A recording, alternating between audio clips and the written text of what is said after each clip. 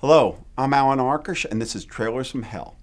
If there is such a thing as a Hollywood time machine, I'd use it to travel back to the 1940s and 50s to attend the series of events known as Lunch at George's. Every big star, producer, and studio head coveted invitations to Sunday lunch at director George Cukor's Beverly Hills home. Some of the regulars who attended: Katharine Hepburn, her best friend Spencer Tracy, Cukor's best friend Cole Porter, Tallulah Bankhead, Judy Holliday, and the married writing team of Garson, Kanin, and Ruth Gordon. I like to think that the trailer from hell that you're about to see was created during one of those lunches. Molly Haskell talks about this feminist classic, a movie where the man and woman are separate, equal, yet inextricable. Cheat notes. So, 1949's Adam's Rib, one of my favorite pictures. The old MGM lot, home of some of the great collaborations between Garson Kanin, Ruth Gordon, and George Cukor. Their personal relationships are mirrored in their movies.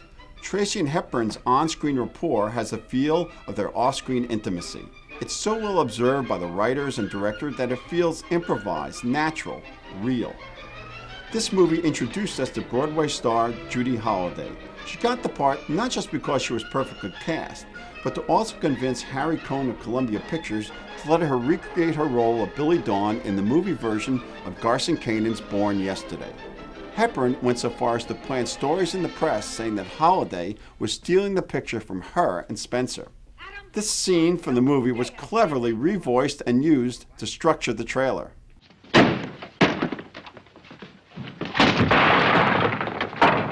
Hello, all you pleasant people. This is a Smith named Pete, yapping at you about a Tracy named Spencer and a Hepburn named Katharine. The writers, Garson Kanin and Ruth Gordon, worked with Cukor 7 times. It's one of the most productive pairings in Hollywood history. This is the same Ruth Gordon who won an Academy Award as the nosy neighbor in Rosemary's Baby. She's the Maud in Harold and Maude. Adam's Rib, Pat and Mike, the actress, and the marrying kind explore the societal roles of men and women with a distinctly feminist point of view. Tracy and Hepburn played married lawyers working both sides of an attempted murder case. Hepburn's role as a defense attorney expresses her personal feelings about sexism. Adam's Rib is one of the best romantic comedies of all time. The acting and blocking are effortless. Cukor directs the picture with a rhythm that's so musical you can almost snap your fingers to the beat.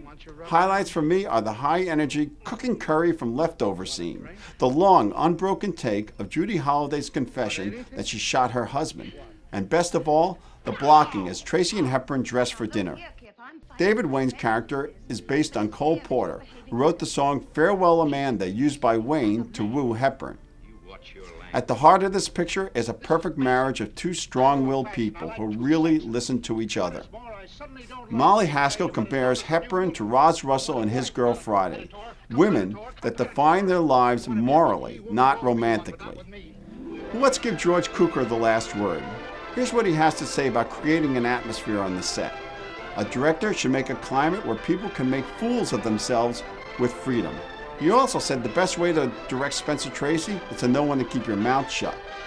The creative team behind this classic have turned their own lives into a very funny picture with a timeless message. Anyway, it's a swell show named Adam's Rib, named Adam's Rib, named Adam's Rib, named Adam's Rib.